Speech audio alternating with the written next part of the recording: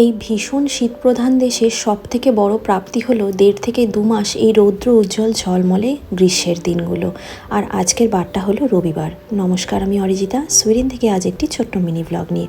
সকাল থেকে ভাবছি একটা ফাঁকিবাজি রান্না করব, কিন্তু খেতে ভীষণ টেস্টি হবে, অল্প সময় তৈরি হবে, কম উপকরণ এবং খুব কম সময়ের মধ্যে।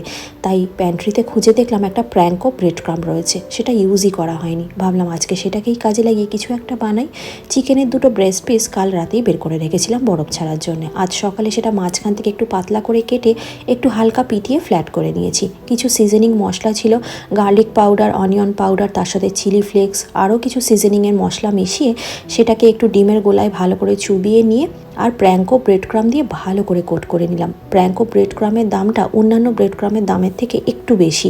এখানকার বাজারে তো প্রচুর পরিমাণে পাওয়া যায়।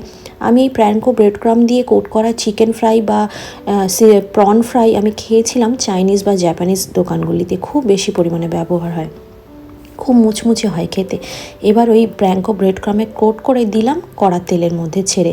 আমরা সারাটা সপ্তাহের মধ্যে খুব কম পরিমাণে ভাজাভুজি খাই এবং তেলের ব্যবহারটা খুব কম করি, কিন্তু সপ্তাহে ছুটির দিনগুলোতে আর খুব বেশি কম্প্রোমাইজ করতে পারি না।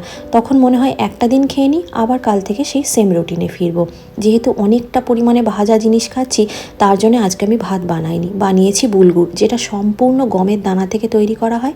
শুধু সেটাকে সেদ্ধ করে নুন আর একটু পার্সলে দিয়ে নিয়েছি যাতে ভালো ফ্লেভার হয়, আর সাজিয়ে দিলাম প্লেটে। কেমন লাগলো আজকের ভিডিওটা জানাতে কিন্তু ভুলবেন না।